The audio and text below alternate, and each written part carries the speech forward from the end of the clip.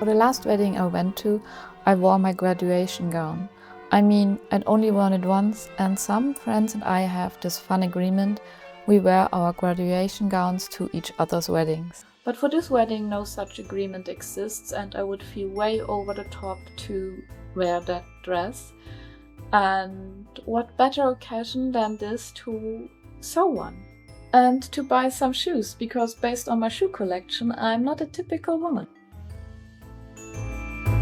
I fell in love with these shoes a while ago, but I never felt like I have the right occasion to wear them. And now this wedding came and it felt like the sign to finally buy them. With the shoes picked, I needed to make sure the dress matched. At least that's what I told myself. I struggled a bit with the design. I tried a few ideas and finally settled on something with tiny frilled sleeves and a corseted waist. And the color? That was a real challenge to me. What do you wear with green shoes? Green seemed like the obvious choice, but what if the shades don't match? My local fabric stores didn't have anything close to what I needed, so I took a risk and ordered online. One fabric close to the shoes green and another in a mint tone as a backup. To take my mind off the potential color mismatch, I worked on a mockup.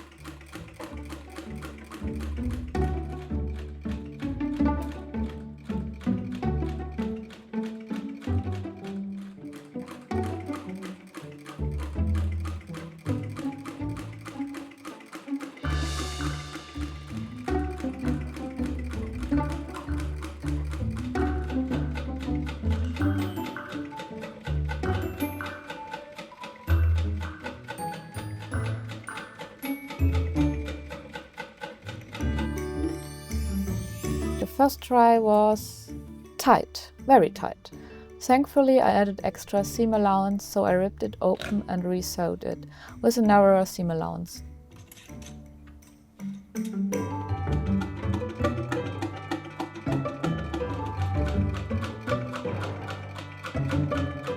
This almost fixed the fit. The waistband was still too wide and the dip at the front wasn't flattering, so I removed that.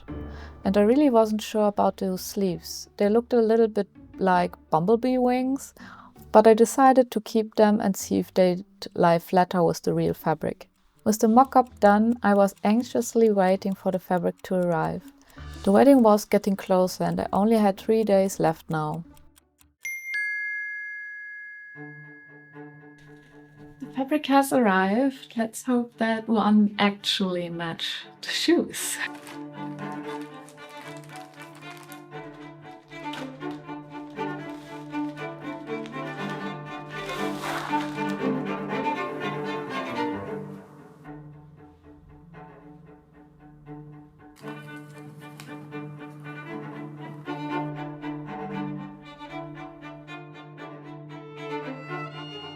I think I will choose this one.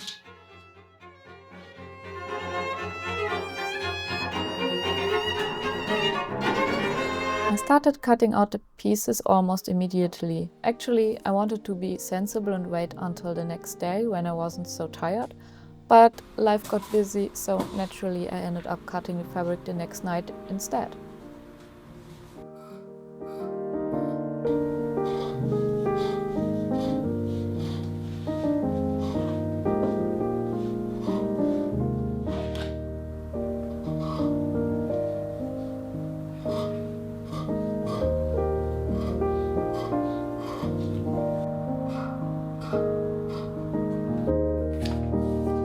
This almost went wrong because I almost made a mistake, and with just this much of material left, there's no much room for mistakes. But luckily it all went good. I switched to my modern sewing machine because my antique one started making this weird banging noise.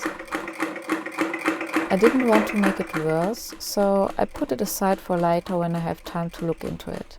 While getting used to my modern machine again, I started finishing the edges with an overlock stitch to save time.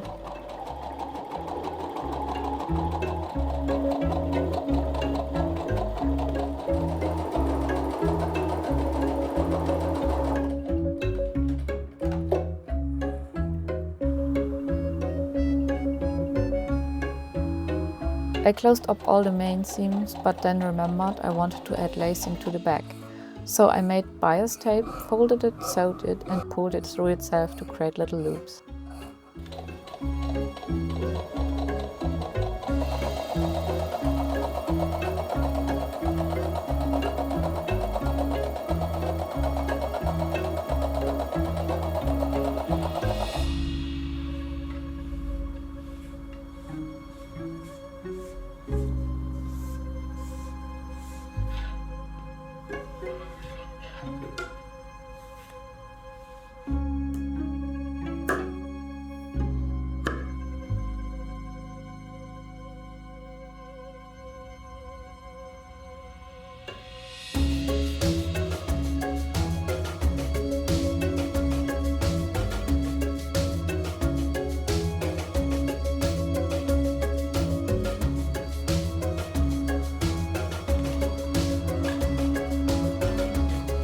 I sewed them into the back seams so I could adjust the waist later.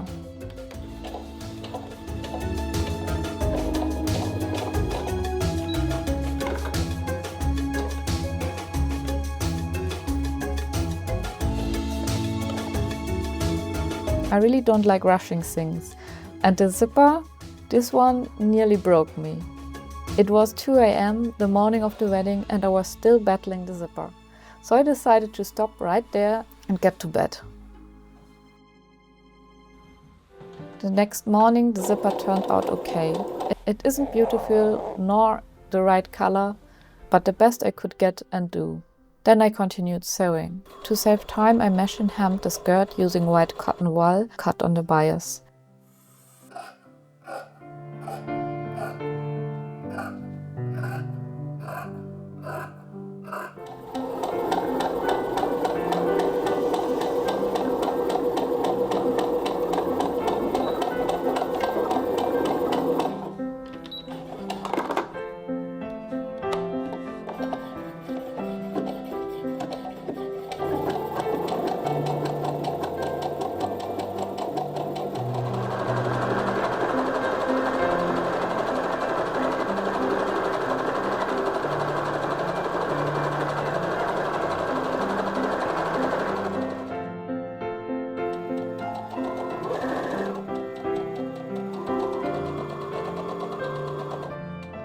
It worked surprisingly well, considering I'd never used a hemming foot before. Normally I'd hand sew the hem, but in this time crunch this was a lifesaver. I proceeded to sew a facing to the V-neck, which is just a strip of fabric, and added bias tape to the armholes.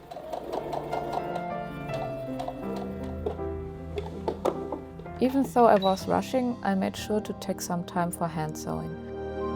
Attaching the bias tape to the armholes felt satisfying, especially since it gave the dress a neat finish. I ended up deciding against the sleeves, not for aesthetic reasons, but mostly because I ran out of time. After finishing that, I also sewed the facing of the V-neck with a blind stitch. I added some buttons to the front, but I completely forgot to film that.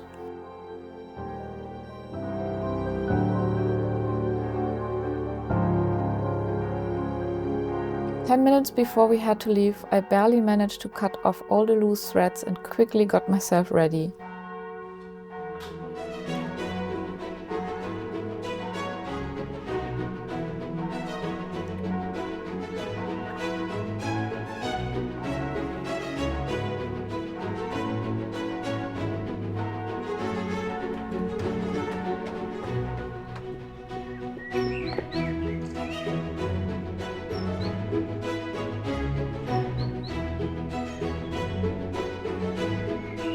At the wedding, I got a few compliments on the dress, mostly because they had the story behind the dress, and knowing I made it myself felt so rewarding.